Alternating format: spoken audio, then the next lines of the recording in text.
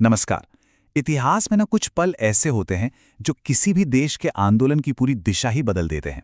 आज हम बात करेंगे एक ऐसी ही घटना की कि कैसे एक शांतिपूर्ण विरोध प्रदर्शन एक बड़ी क्रांति की चिंगारी बन गया और कैसे लाला लाजपत राय की शहादत ने भारत के स्वतंत्रता संग्राम को एक नए और कहीं ज्यादा आक्रामक रास्ते पर लाकर खड़ा कर दिया।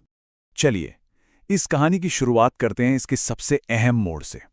ये शब्द लाला लाजपत राय ने उस वक्त कहे थे जब वो बुरी तरह से घायल थे। और सोचिए, ये सिर्फ शब्द नहीं थे, ये तो एक भविष्यवाणी थी जो सच होने वाली थी। उनका ये बयान उस दिन के जबरदस्त तनाव और आने वाले तूफान का एक प्रतीक बन गया। तो सवाल यह है कि उस दिन आखिर हुआ क्या था? वो कौन सी घटना थी जिसने सब कुछ बदल कर रख दिया? आइए उस खास दिन पर चलते हैं जिसने इतिहास का रुख मोड़ दिया। जगह थी लाहौर रेलवे स्टेशन, जो उस समय राजनीतिक सरगर्मियों का एक बड़ा गढ़ था। तारीख थी 30 अक्टूबर 1928। माहौल शांतिपूर्ण लेकिन जोशीला था। साइमन कमीशन भारत आया था यहाँ की राजनीतिक स्थिति पर रिपोर्ट करने के लिए। और मजाक देखिए, उस कमीशन में एक भी भारतीय सदस्य नहीं था। इसी बात के खिलाफ वहां एक बहुत बड़ी भीड़ जमा हुई थी। तो देखिए, उस दिन हुआ क्या, एक एक करके समझते हैं। पहले तो कमीशन पहुंचा, फिर Lala Lajpat Rai Simon go back के नारों के साथ एक पीसफुल प्रोटेस्ट को लीड कर रहे थे। लेकिन तभी police superintendent James A Scott ने बेरहमी से लाठीचार्ज का ऑर्डर दे दिया। और सबसे ज्यादा चौंकाने वाली बात यह थी कि उसने खुद, जी हां, खुद 63 साल के एक निहत्थे नेता को टारगेट किया और उनकी छाती पर एक के बाद एक कई वार किए। अब ये समझने के लिए कि ये हमला इतना बड़ा राष्ट्रीय अपमान क्यों माना गया, हमें ये जानना होगा कि लाला लाजपत राय आखिर थे कौन। वो सिर्फ एक प्रदर्शनकारी नहीं थे, वो अपने आप में एक संस्था थे जिन्हें पूरा देश पंजाब केसरी के नाम से जानता था। देखिए, लाला जी के व्यक्तित्व के दो बहुत मजबूत पहलू थे। एक तरफ तो वो एक समाज सुधारक थे, आर्य समाज से बहुत प्रभावित थे और जाति पाति के सख्त खिलाफ। उन्होंने पंजाब नेशनल बैंक जैसे संस्थान बनाए, जिसे हम कंस्ट्रक्टिव स्वदेशी का एक शानदार उदाहरण कह सकते हैं।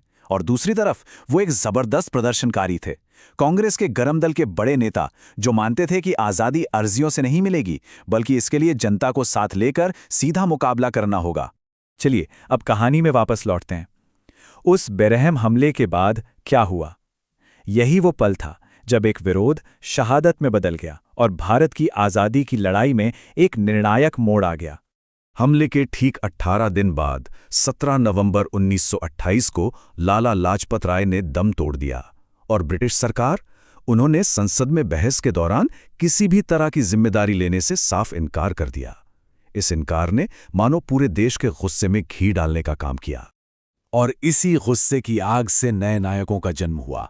भगत सिंह और उनका संगठन हिंदुस्तान सोशलिस्ट रिपब्लिकन एसोसिएशन यानी HSRA, जिन्होंने यह सब अपनी आंखों से देखा था। उन्होंने कसम खाई कि इस राष्ट्रीय अपमान का बदला लेकर रहेंगे। अब हम देखेंगे कि ये बदला लिया कैसे गया।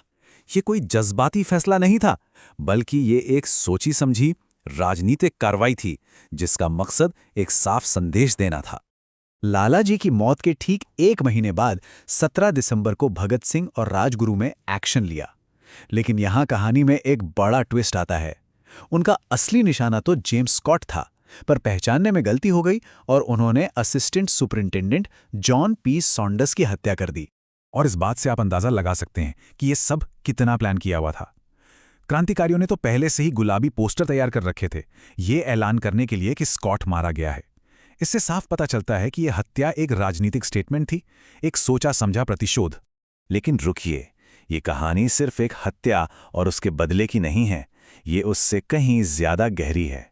ये एक नए, एक आक्रामक क्रांतिकारी दर्शन के जन्म की कहानी है। इसे समझने के लिए हमें उस विचारधारा को समझना होगा जो भगत सिंह और उनके साथियों को चला रही थी। क्रांतिकारियों का ये जो दर्शन था, उसे मिलिटेंट लाइफ या क्रांतिकारी जीवन निष्ठा कहा जा सकता है।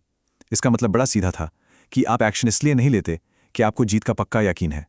आप एक्शन इसलिए लेते हैं क्योंकि मौजूदा हालात में वही करना सही है, नैतिक रूप से जरूरी है, फिर चाहे नतीजा कुछ भी हो।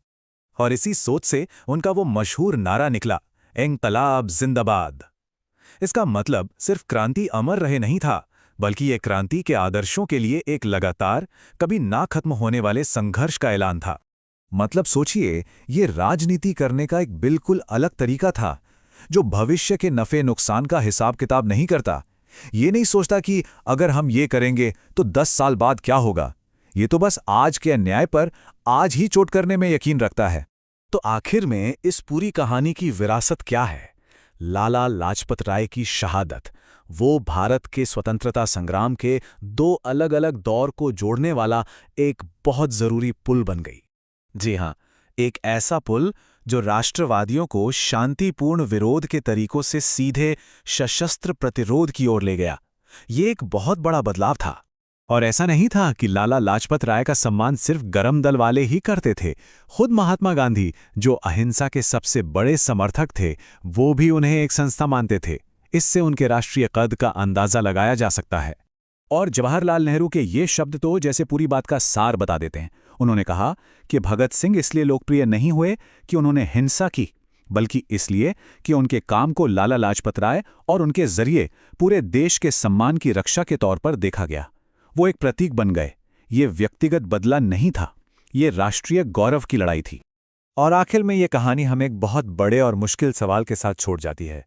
एक ऐसा सवाल जो आज भी उतना ही जरूरी है कि जब शांति से किए जा रहे विरोध को हिंसा से कुचला जाता है, तो क्या हथियार उठाना, क्या सशस्त्र क्रांति एक मजबूरी बन जाती है?